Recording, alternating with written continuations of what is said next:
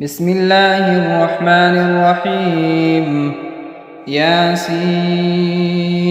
والقرآن الحكيم إنك لمن المرسلين على صراط مستقيم تنزيل العزيز الرحيم لتنذر قوما ما أنذر آباؤهم فهم غافلون لقد حق القول على أكثرهم فهم لا يؤمنون إنا جعلنا في أعناقهم أغلالا فهي إلى الأذقان فهم مقمحون وجعلنا من بين أيديهم سدا ومن خلفهم سدا فأغشيناهم فهم لا يبصرون وسواء عليهم أأنذرتهم أم لم تنذرهم لا يؤمنون إنما تنذر من اتبع الذكر وخشي الرحمن بالغيب فبشره بمغفرة وأجر كريم إنا نحن نحيي الموتى ونكتب ما قدموا وآثارهم وكل شيء أحصيناه في إمام مبين واضرب لهم مثلا أصحاب القرية إذ جاءها المرسلون إذ أرسلنا إليهم اثنين فكذبوهما فعززنا بثالث فقالوا إنا إليكم مرسلون قالوا ما أنتم إلا بشر مثلنا وما أنزل الرحمن من شيء إن أنتم إلا تكذبون قالوا ربنا يعلم إنا إليكم لمرسلون وما علينا إلا البلاغ المبين قالوا إنا تطيرنا بكم لئن لم تنتهوا لنرجمنكم وليمسنكم منا عذاب أليم قالوا طائركم معكم أئن ذكرتم بل أنتم قوم مسرفون وجاء من أقصى المدينة رجل يسعى قال يا قوم اتبعوا المرسلين اتبعوا من لا يسألكم أجرا وهم مهتدون وما لي لا أعبد الذي فطرني وإليه ترجعون أأتخذ من دونه آلهة إن يردني الرحمن بضر لا تغن عني شفاعتهم شيئا ولا ينقذون إني إذا لفي ضلال مبين إني آمنت بربكم فاسمعون قيل ادخل الجنة قال يا ليت قومي يعلمون بما غفر لي ربي وجعلني من المكرمين وما أنزلنا على قومه من بعده من جند من السماء وما كنا منزلين إن كانت إلا صيحة واحدة فإذا هم خامدون يا حسرة على العباد ما يأتيهم من رسول إلا كانوا به يستهزئون ألم يروا كم أهلكنا قبلهم من القرون أنهم إليهم لا يرجعون وإن كل لما جميع لدينا محضرون وآية لهم الأرض الميتة أحييناها وأخرجنا منها حبا فمنه يأكلون وجعلنا فيها جنات من نخيل وأعناب وفجرنا فيها من العيون ليأكلوا من ثمره وما عملته أيديهم أفلا يشكرون سبحان الذي خلق الأزواج كلها مما تنبت الأرض ومن أنفسهم ومما لا يعلمون وآية لهم الليل نسلخ منه النهار فإذا هم مظلمون والشمس تجري لمستقر لها ذلك تقدير العزيز العليم والقمر قدرناه منازل حتى عاد كالعرجون القديم لا الشمس ينبغي لها أن تدرك القمر ولا الليل سابق النهار وكل في فلك يسبحون وآية لهم أنا حملنا ذريتهم في الفلك المشحون وخلقنا لهم من مثله ما يركبون وإن نشأ نغرقهم فلا صريخ لهم ولا هم ينقذون إلا رحمة منا ومتاعا إلى حين وإذا قيل لهم اتقوا ما بين أيديكم وما خلفكم لعلكم ترحمون وما تأتيهم من آية من آيات ربهم إلا كانوا عنها معرضين وإذا قيل لهم أنفقوا مما رزقكم الله قال الذين كفروا للذين آمنوا أنطعم من لو يشاء الله أطعمه إن أنتم إلا في ضلال مبين ويقولون متى هذا الوعد إن كنتم صادقين ما ينظرون إلا صيحة واحدة تأخذهم وهم يخصمون فلا يستطيعون توصية ولا إلى أهلهم يرجعون ونفخ في الصور فإذا هم من الأجداث إلى ربهم ينسلون قالوا يا ويلنا من بعثنا من مرقدنا هذا ما وعد الرحمن وصدق المرسلون إن كانت إلا صيحة واحدة فإذا هم جميع لدينا محضرون فاليوم لا تظلم نفس شيئا ولا تجزون إلا ما كنتم تعملون إن أصحاب الجنة اليوم في شغل فاكهون هم وأزواجهم في ظلال على الأرائك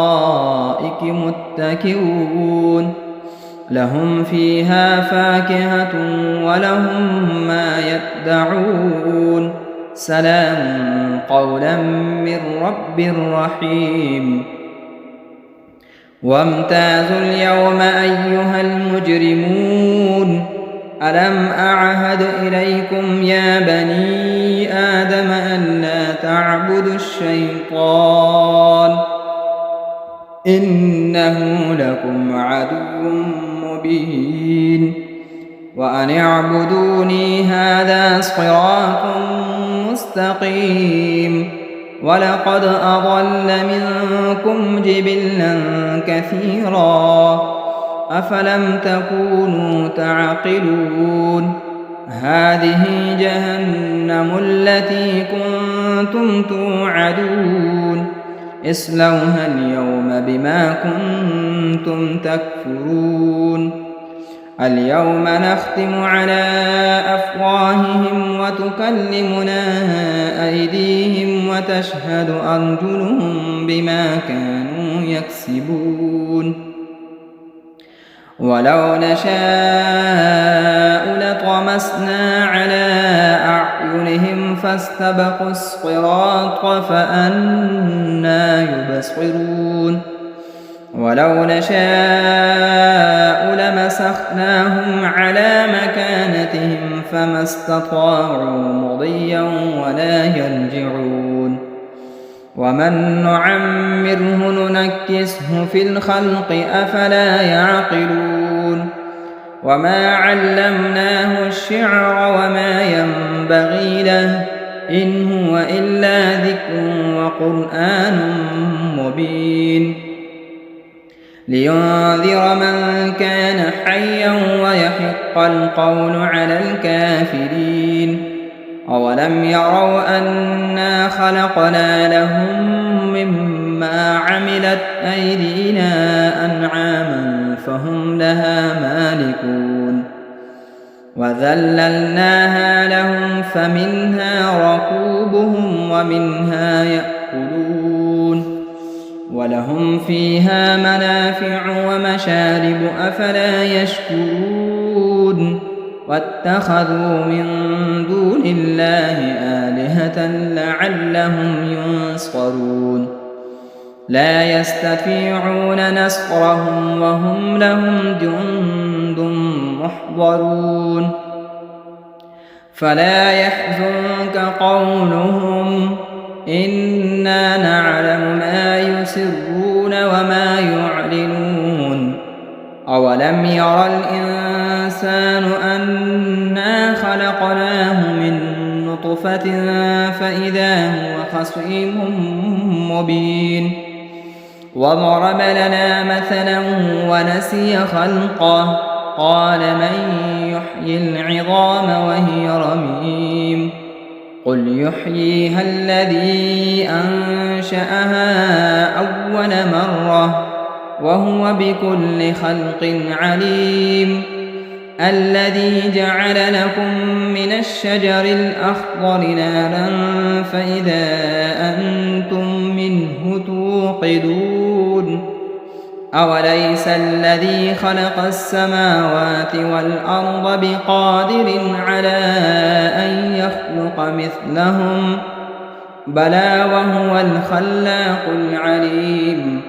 إنما أمره إذا أراد شيئا أن يقول له كن فيكون فسبحان الذي بيده ملكوت كل شيء وإليه ترجعون بسم الله الرحمن الرحيم الرحمن علم القرآن خلق الإنسان علمه البيان الشمس والقمر بحسبان والنجم والشجر يسجدان والسماء رفعها ووضع الميزان ألا تطغوا في الميزان وأقيموا الوزن بالقسط ولا تخسروا الميزان والأرض وضعها للأنام فيها فاكهة والنخل ذات الأكمام والحب ذو العصف والريحان فبأي آلاء ربكما تكذبان خلق الإنسان من صلصال كالفخار وخلق الجان من مارج من نار فبأي آلاء ربكما تكذبان رب المشرقين ورب المغربين فبأي آلاء ربكما تكذبان مرج البحرين يلتقيان بينهما برزخ لا يبغيان فبأي آلاء ربكما تكذبان يخرج منهما اللؤلؤ والمرجان فبأي آلاء ربكما تكذبان وله الجوار المنشآت في البحر كالأعلام فبأي آلاء ربكما تكذبان كل من عليها فان ويبقى وجه ربك ذو الجلال والإكرام فبأي آلاء ربكما تكذبان يسأله من في السماوات والأرض كل يوم هو في شأن فبأي آلاء ربكما تكذبان سنفرغ لكم أيها الثقلان فبأي آلاء ربكما تكذبان يا معشر الجن والإنس إن استطعتم أن تنفذوا من أقطار السماوات والأرض فانفذوا لا تنفذون إلا بسلطان فبأي آلاء ربكما تكذبان يرسل عليكما شؤاد من نار ونحاس فلا تنتصران فبأي آلاء ربكما تكذبان فإذا انشقت السماء فكانت وردة كالدهان فبأي آلاء ربكما تكذبان فيومئذ لا يسأل عن ذنبه إنس ولا جان فبأي آلاء ربكما تكذبان يعرف المجرمون بسيماهم فيؤخذ بالنواصي والأقدام فبأي آلاء ربكما تكذبان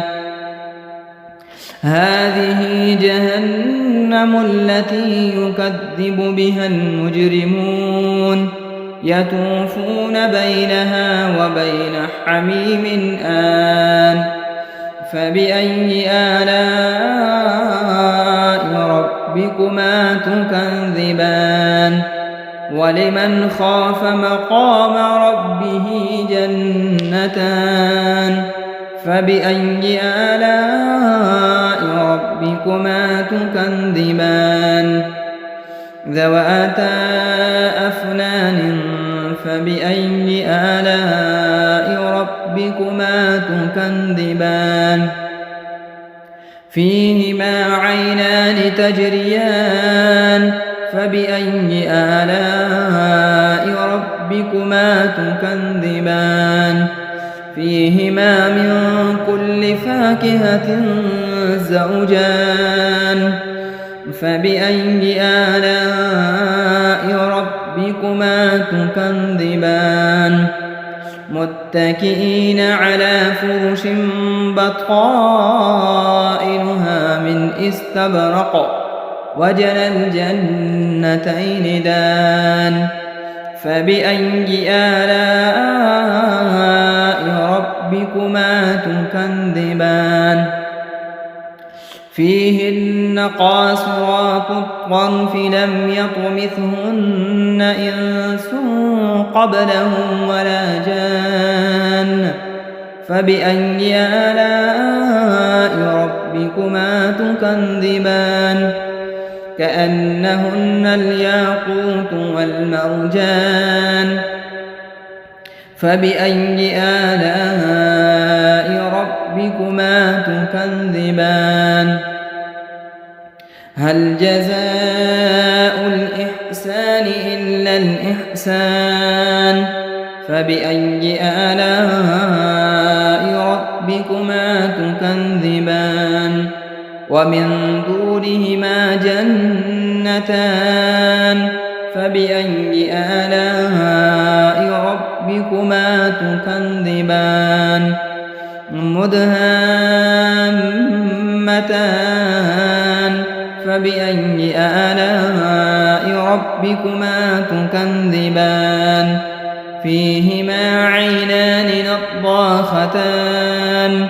فبأي آلاء ربكما تكذبان فيهما فاكهة ونخل ورمان فبأي آلاء ربكما تكذبان فيهن خيرات حسان فبأي آلاء ربكما تكذبان حور مقصورات في الخيام فبأي آلاء ربكما تكذبان لم يطمثهن إنس قبلهم ولا جان فبأي آلاء ربكما تكذبان متكئين على رفرف خضر وعبقري حسان فبأي آلاء ربكما تكذبان تبارك اسم ربك ذي الجلال والإكرام بسم الله الرحمن الرحيم إذا وقعت الواقعة ليس لوقعتها كاذبة خافضة رافعة إذا رجت الأرض رجا وبست الجبال بسا فكانت هباء منبثا وكنتم أزواجا ثلاثا فأصحاب الميمنة ما أصحاب الميمنة وأصحاب المشأمة ما أصحاب المشأمة والسابقون السابقون أولئك المقربون في جنات النعيم ثلة من الأولين وقليل من الآخرين على سرر موضونة متكئين عليها متقابلين يطوف عليهم ولدان مخلدون بأكواب وأباريق وكأس من معين لا يصدعون عنها ولا ينزفون وفاكهة مما يتخيرون ولحم طير مما يشتهون وحور عين كأمثال اللؤلؤ المكنون جزاء بما كانوا يعملون لا يسمعون فيها لغوا ولا تأثيما إلا قيلا سلاما سلاما. وأصحاب اليمين ما أصحاب اليمين في سدر مخضود وطلح منضود وظل ممدود وماء مسكوب وفاكهة كثيرة لا مقطوعة ولا ممنوعة وفرش مرفوعة إنا أنشأناهن إنشاء فجعلناهن أبكارا عربا أترابا لأصحاب اليمين ثلة من الأولين وثلة من الآخرين. وأصحاب الشمال ما أصحاب الشمال في سموم وحميم وظل من يحموم لا بارد ولا كريم إنهم كانوا قبل ذلك مترفين وكانوا يصرون على الحنث العظيم وكانوا يقولون أئذا متنا وكنا ترابا وعظاما أئنا لمبعوثون أوآباؤنا الأولون قل إن الأولين والآخرين لمجموعون إلى ميقات يوم معلوم ثم إنكم أيها الضالون المكذبون لآكلون من شجر من زقوم فمالئون منها البطون فشاربون عليه من الحميم فشاربون شرب الهيم هذا نزلهم يوم الدين نحن خلقناكم فلولا تصدقون أفرأيتم ما تمنون أأنتم تخلقونه أم نحن الخالقون نحن قدرنا بينكم الموت وما نحن بمسبوقين على أن نبدل أمثالكم وننشئكم فيما لا تعلمون ولقد علمتم النشأة الأولى فلولا تذكرون أفرأيتم ما تحرثون أأنتم تزرعونه أم نحن الزارعون لو نشاء لجعلناه حطاما فظلتم تفكهون إنا لمغرمون بل نحن محرومون أفرأيتم الماء الذي تشربون أأنتم أنزلتموه من المزن أم نحن المنزلون لو نشاء جعلناه أجاجا فلولا تشكرون أفرأيتم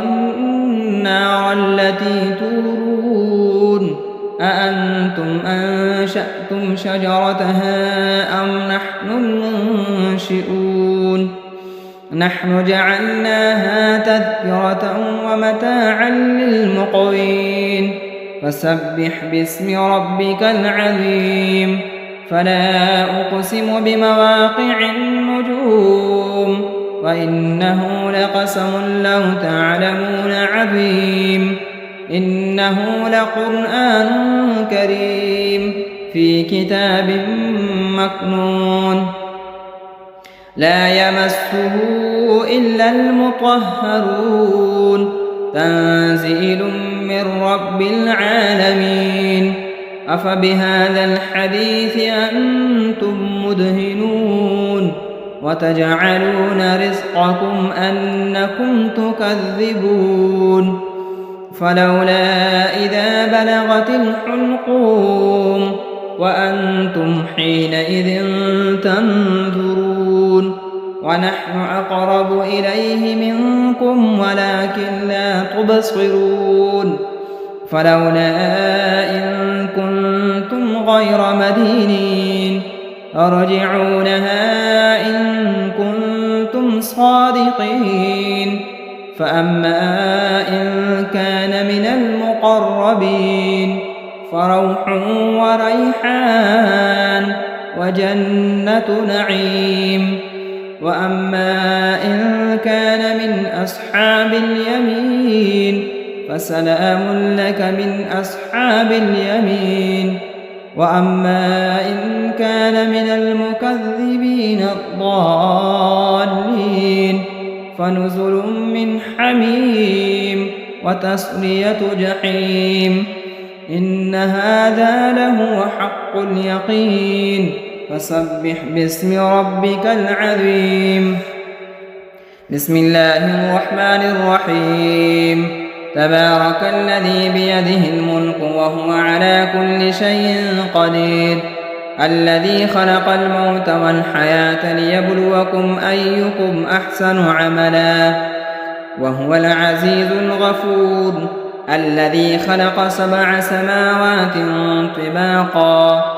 ما ترى في خلق الرحمن من تفاوت فارجع البصر هل ترى من فتور ثم ارجع البصر كرتين ينقلب إليك البصر خاسئا وهو حسير ولقد زينا السماء الدنيا بمصابيح وجعلناها رجوما للشياطين وأعتدنا لهم عذاب السعير وللذين كفروا بربهم عذاب جهنم وبئس المصير إذا ألقوا فيها سمعوا لها شهيقا وهي تفور تكاد تميز من الغيظ كلما ألقي فيها فوج سألهم خزنتها ألم يأتكم نذير قالوا بلى قد جاءنا نذير فكذبنا وقلنا ما نزل الله من شيء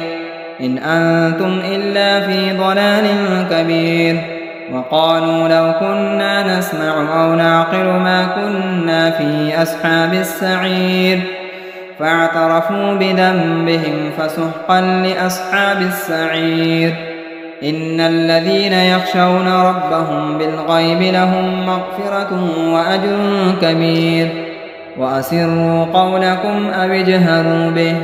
إنه عليم بذات الصدور ألا يعلم من خلق وهو اللطيف الخبير هو الذي جعل لكم الأرض ذلولا فامشوا في مناكبها وكلوا من رزقه وإليه النشور أأمنتم من في السماء أن يخسف بكم الأرض فإذا هي تمور أم أمنتم من في السماء أن يرسل عليكم حاصبا فستعلمون كيف نذير ولقد كذب الذين من قبلهم فكيف كان نكير أولم يروا إلى الطير فوقهم صافات ويقبض ما يمسكهن إلا الرحمن إنه بكل شيء بصير أمن هذا الذي هو جند لكم ينصركم من دون الرحمن إن الكافرون إلا في غرور أمن هذا الذي يرزقكم إن أمسك رزقه بل لجوا في عتو ونفور أفمن يمشي مكبا على وجهه أهدى أمن يمشي سويا على صراط مستقيم قل هو الذي أنشأكم وجعل لكم السمع والأبصار والأفئدة قليلا ما تشكرون قل هو الذي ذرأكم في الأرض وإليه تحشرون ويقولون متى هذا الوعد إن كنتم صادقين قل إنما العلم عند الله وإنما أنا نذير مبين فلما رأوه زلفة سيئت وجوه الذين كفروا وقيل هذا الذي كنتم به تدعون قل أرأيتم إن أهلكني الله ومن معي أو رحمنا فمن يجير الكافرين من عذاب أليم قل هو الرحمن آمنا به وعليه توكلنا فستعلمون من هو في ضلال مبين قل أرأيتم إن أصبح ماؤكم غورا فمن يأتيكم بماء معين صدق الله مولانا العظيم.